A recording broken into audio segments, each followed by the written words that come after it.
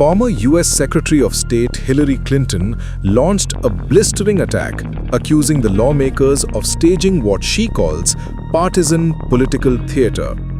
After testifying on February 26th, Hillary posted her opening statement to the Oversight panel on X, saying that panel's months-long Jeffrey Epstein investigation is not a quest for truth, transparency, or accountability.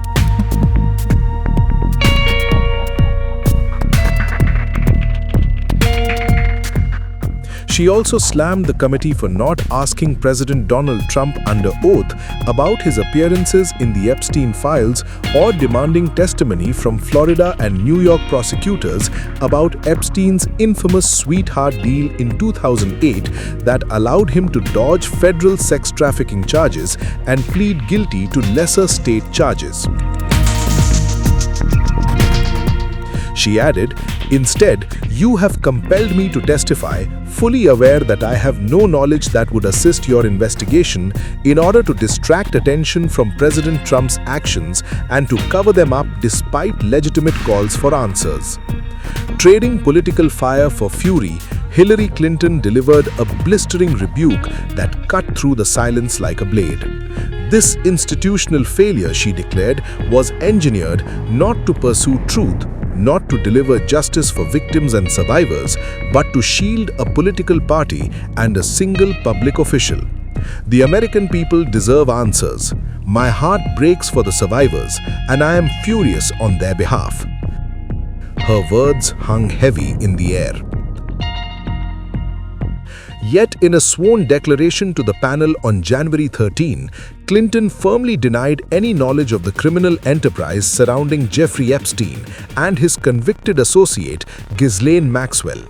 She stated she did not recall ever meeting Epstein and rejected any suggestion that she had been aware of wrongdoing. Behind closed doors in Chappaqua, New York, the questioning intensified. For hours, she faced lawmakers in a private session that sources described as tense and unyielding, but the secrecy may be short-lived.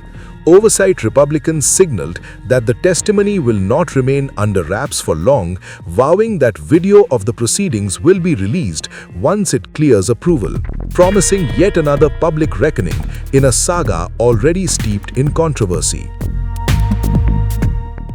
Our deposition has concluded. It's a shame that it took 7 months to get Ms. Clinton in. She answered most of our questions. I'm going to let some of my colleagues lament on that, but we're going to not release too many details of what happened today. We're going to try to get the video out as quickly as possible, hopefully within the next 24 hours. That's a very long deposition, so as quick as we can get that video produced, we will get that out. The transcript will be released as soon as her attorneys approve it. That's the standard rules of a deposition. And I think that, I think this was a productive deposition today. I think, we learned a lot. I would just say one of the things I learned today is if you really have specific questions about the Clinton Global Initiative or the relationship between the Clintons and Jeffrey Epstein and Ghislaine Maxwell, you got to ask Bill Clinton. And that's a great point. The number of times that she said, "I don't know, you'll have to ask my husband," was more than a dozen. First of all, I want to thank Secretary Clinton for being here for as many hours as she was here today. She took every question from every single member. I want to thank my colleagues on both sides of the aisle, Republicans and Democrats alike, for being here today and asking questions. I very much look forward to speaking to her husband, former President Bill Clinton, tomorrow. We have a lot of work to do. Not surprised by some of the answers, surprised by some, and you'll get the transcript very soon. But I want to thank everyone who participated. This is nowhere near from over. And in making my notes today, I've got names of individuals that I believe we need to haul to the Oversight Committee and ask them questions, ask them their perspective, ask them about other potential witnesses or victims or potential predators. I think this is going to go on for a long time. There are millions of files. There are a lot of people involved. And some of the gaps that have been seen, especially early on, are very evident after speaking with her today. And I just want to thank everyone for their time. And we have a lot of work to do, and I'm willing to work with anyone who's willing to work with me. I'll work with you on getting to the bottom of this, making sure that this just doesn't ever happen again. And when it does, those predators are held accountable to the fullest extent of the law. President Trump has answered hundreds, if not thousands, of questions from you all about Epstein. And I think he's been very transparent in releasing the documents. We expect hopefully more documents to come in. We're still assessing the 3 million plus documents that we have. We obviously will be moving on to the next phase and bringing more people in for questions. So again, remember, this was a bipartisan subpoena by members of both parties to bring in Miss Clinton. And it's just a shame that it took 7 months. And I know every member of our committee has a big list of names they want to bring in. These are big, powerful people that hire very skilled law firms, and they delay. And part of when you delay in this investigation, it takes 7 months to bring a witness in like it did today. That creates a problem. So we're trying to move as quickly as we can. The spotlight is about to widen. Her husband, former President Bill Clinton, will testify Friday under the same circumstances. The Clintons are not accused of wrongdoing. Both have repeatedly denied knowing anything about Epstein's sex crimes. Bill Clinton has acknowledged flying on Epstein's private jet multiple times, but he insists he never set foot on Epstein's private island. Closed-door testimony, sworn denials, and unanswered questions. The Epstein investigation is far from over.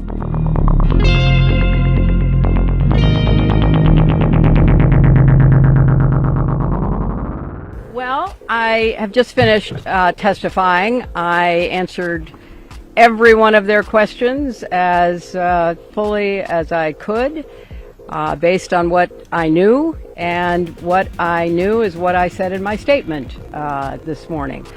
I never met Jeffrey Epstein, never had any connection or communication with him. I knew Ghislaine Maxwell casually as an acquaintance, but whatever they asked me, I did my very best to respond.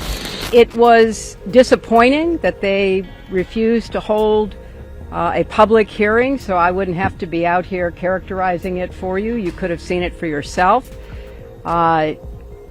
We had asked for that. We think it would have been better for the committee and its efforts to gather whatever information they are seeking. We had a bit of a challenge in the beginning because we had agreed upon rules based on the fact it was going to be a closed hearing at their demand, and one of the members violated that rule, which was very upsetting because it suggested that they might violate other of our agreements. So we had to cease the hearing for a period of time until we could get assurances that no rules would be broken going forward, and we returned to answer questions repetitively, literally over and over again. I don't know how many times I had to say I did not know Jeffrey Epstein. I never went to his island. I never went to his homes. I never went to his offices. So it's on the record numerous times. They had a chance to do it in public, and I wish they had done it in public. And I think they're making the wrong decision, avoiding doing it in public. I thought it was very repetitive. I thought that they asked literally the same questions over and over again, which didn't seem to me to be very productive. And then, as I said, toward the end, there were other questions that were totally off subject.